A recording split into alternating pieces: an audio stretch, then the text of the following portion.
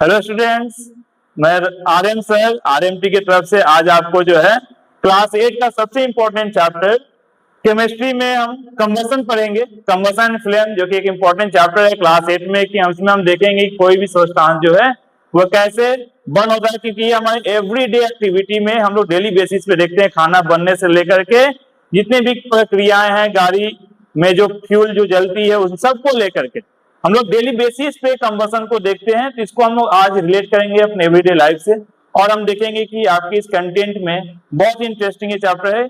आपके इस चैप्टर के अंदर बहुत सारी चीजें दी हुई हैं जिसको मैं एक एक करके आपको समझाने का प्रयास करूंगा। तो सबसे पहले हम लोग देखेंगे कंबशन क्या होता है।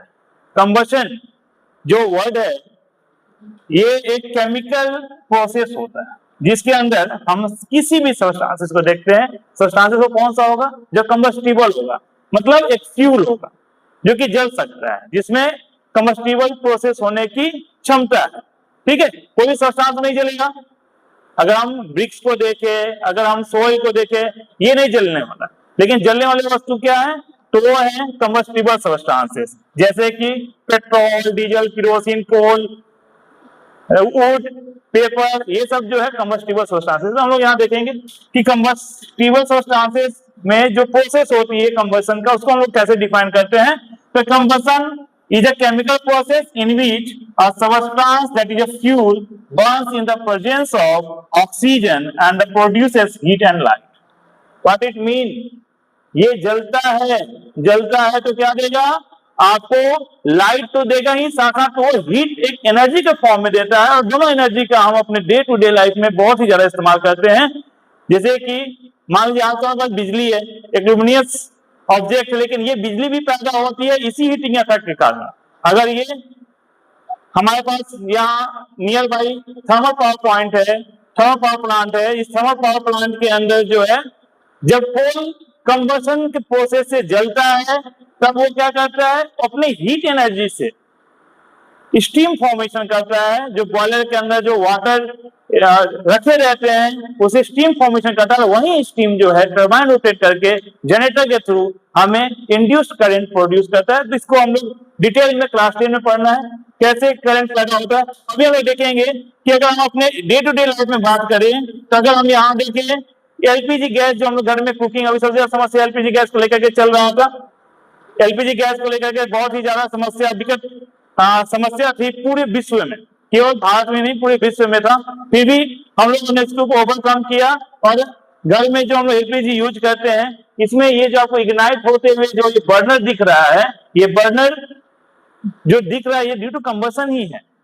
लेकिन इसके और क्या क्या फैक्टर हो सकते हैं, ये जलता कैसे है, इन सब फैक्टर्स को हम लोग आगे के पॉइंट्स में देखेंगे। यहाँ पे आपका ये एलपीजी स्टोव है, ये भी कंबशन से जलता है और हमें इसके हेल्प से डेली बेसिस पे हम लोग कुकिंग कर पाते हैं और अपने भोजन को बना करके हम अपने एनर्जी जो सेल्फ बॉडी की रिक्वायरमेंट जो एनर्जी होती है उसको हम लोग इंटेक करते हैं। कैंडल जो हम लोग जलाते हैं इसमें भी ये जो फ्लेम प्रोड्यूस हो रहा है ये भी due to combustion.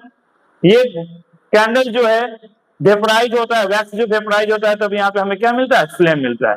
Match stick भी कंबशन का नहीं जल पाता है, फ्रिक्शन से तो वो उसमें स्पार्क लगती है, लेकिन अगर ऑक्सीजन प्रेजेंट ना हो तो वो भी नहीं जलेगा। तो यहाँ पे फैक्टर ऑक्सीजन भी, इसके बारे में हम चर्चा करेंगे।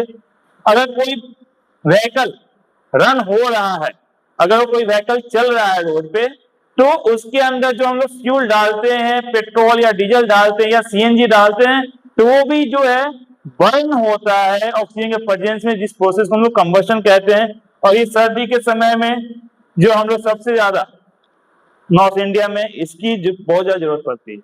अगर ये नहीं होता है तो इस बिहार में या फिर नॉर्थ इंडिया में मैक्सिमम पॉपुलेशन जो है ठंड के कारण मर सकता है, जिसको हम लोग क्या कहते हैं? अंगीठी कहते हैं, या फिर आग जो हम लोग लकड़ियों में लगाते हैं। तो ये सब कंबशन का ही प्रक्रिया है जो कि हमने इनका इस्तेमाल करके हम अपने जीवन को सुचारू रूप से चला पाते हैं। तो कंबशन जो है डे टू डे लाइफ में ऐसे ही इस्तेमाल होता है। कंबशन में हम देखेंगे जो सब्सटेंसेस जो कंबशन करते हैं वो किस तरह से है, इनके बेसिस पर कंबशन बेसिस पर अगर हम जो नेचुरल सब्सटेंसेस या फिर जो मैनमेड सब्सटेंसेस हमारे पास अवेलेबल है इस इकोसिस्टम के अंदर, तो उनको हम लोग कैटेगराइज कर सकते हैं दो पार्ट, एक कंबस्टिबल सब्सटेंस होता है तो दूसरा होता है non combustible substance. Combustible substance क्या हो सकते हैं?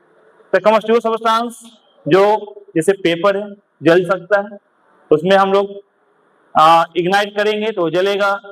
वुड जो है वो जल सकता है। इसके अलावा कोल, पेट्रोलियम, इन सारे सब्सटेंसेस जिनको हम जला सकते हैं, ये सारे सब्सटेंस क्या होते हैं बच्चे? कंबशन होते हैं।